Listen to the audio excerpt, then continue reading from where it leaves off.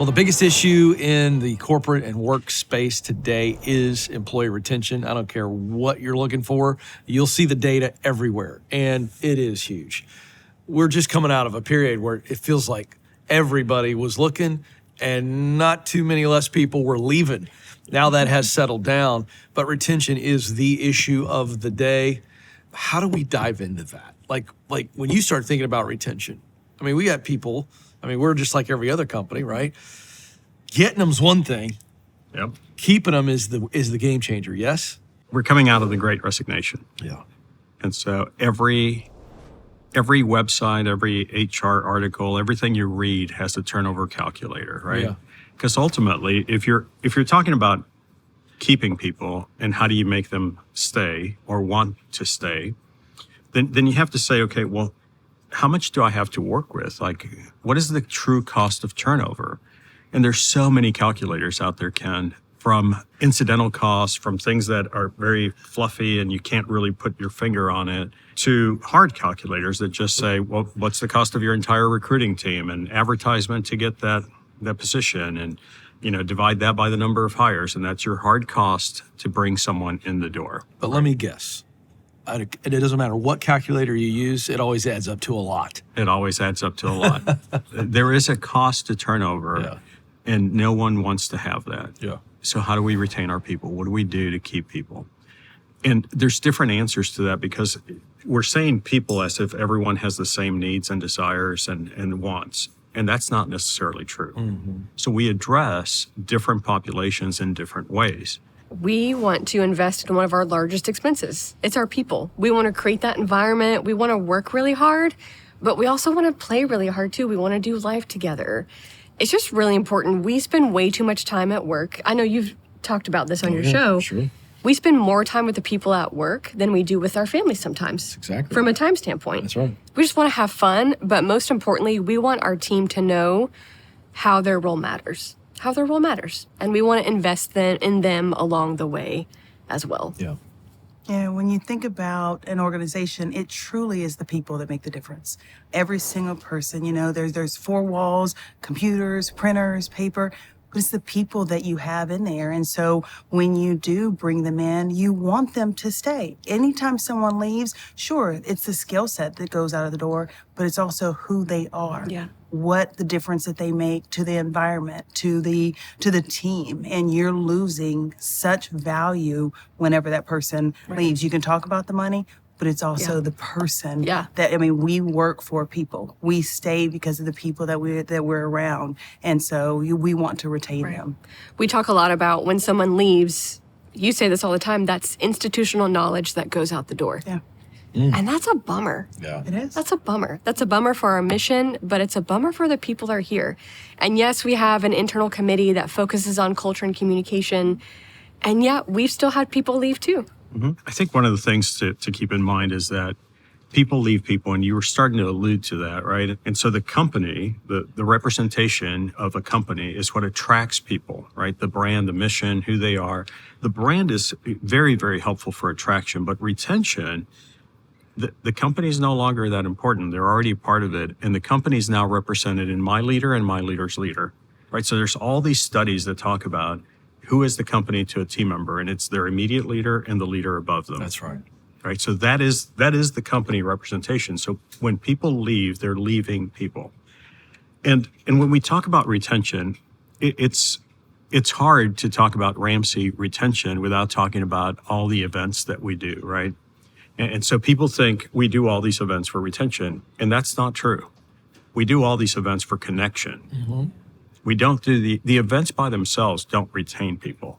The events provide an opportunity for people to connect with each other, because people will stay with other people, right? And so providing enough events or enough things that appeal to an introvert as they do to an extrovert, providing enough family events where people can bring their family, but also enough events where if I don't have a family, that I can still feel like this is someplace I'm welcome, and that this is someplace that I can come in and enjoy. Sure. It's not just families, right? So understanding, this is all going into this bucket of understanding who your team is. Yeah. I want to talk about awareness for a second.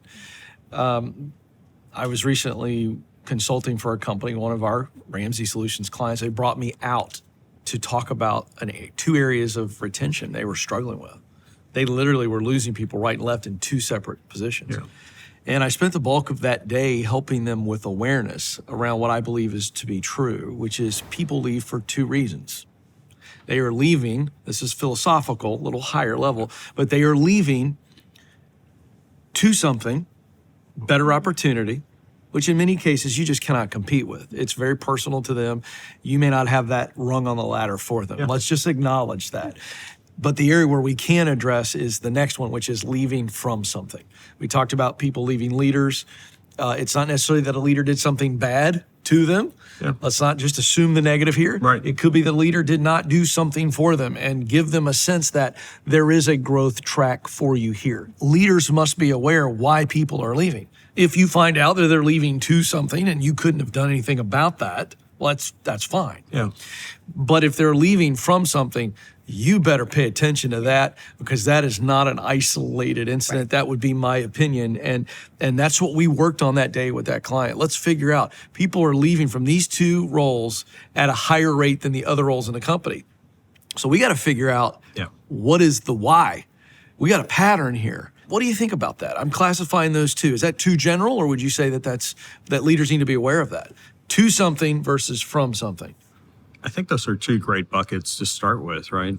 So not only did you do the analysis of, okay, I've got two buckets to put people in, and then inside of those two buckets, I've got two roles, two positions that I need to look at, because that's where the bulk of people are leaving from. And then it's trying to identify why. Yes. What is it about that role? I have been shocked and surprised how many times when I do a deep dive into that role, it's too much for one person to do. Yes.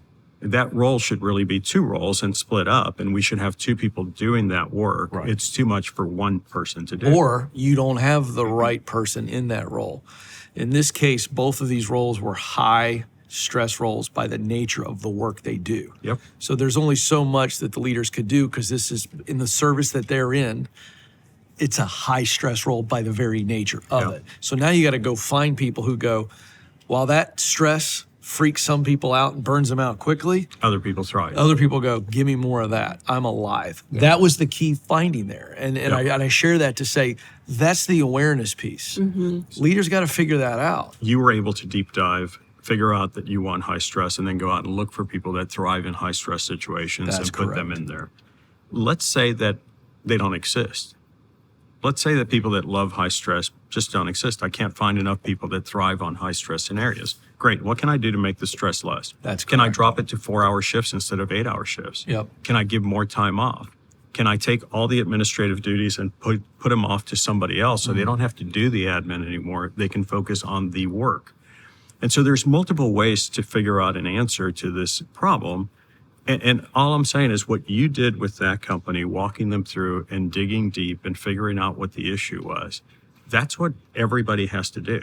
Yeah. There is no circumventing that work. That's correct. You've got to look at trends and you've got to be able to track it. We're looking at these data points because we want to be able to tell a story to figure out why, so we can fix it. That's good. So we can be intentional and really hire the right people and train our leaders and keep people at our company. Yeah. Because that's what we want to do. Yeah. You know, we talked about a concept that I want to throw out here several weeks ago as we began to talk about this. The idea of stay interviews. And that's interesting to me. I'd not heard it leveraged that way. Yeah. What do we think about that? I love stay interviews. Really? Yes, it's Talk so to much me. better than doing an exit interview. Well, that's a so good point. Exit interview, you know, the trends that you were mentioning, Leigh, we're getting that typically because through an exit interview, through a conversation after someone's already left to figure out why. Why not have those conversations before? So just think about an elevated 101, and you're finding out what's important to them, what they enjoy here at the company, what they enjoy on their team, and what it would take for for them to leave. Whether it was a recruiter reaching out to them, an email from someone, what is it that keeps them there at your organization? I love that. And call it a stay interview if you want. Yeah. But take him to lunch, buy him a cup of coffee.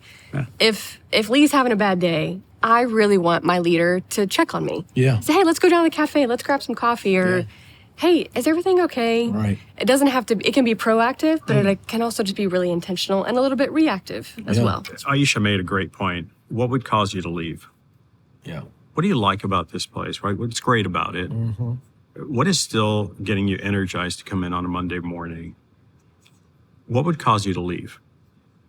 If all you do is ask those 3 questions, you're going to get the answer to a stay interview, Yeah. right? You're going to find out what would cause them to leave. The only way I would leave is if an opening for a similar position came up in Right. Austin, Texas. Yeah. Right. Okay, well, there are similar companies and similar positions in Austin, Texas. So tell me, what's the connection with Austin, Texas? Yeah. What's family? Yeah.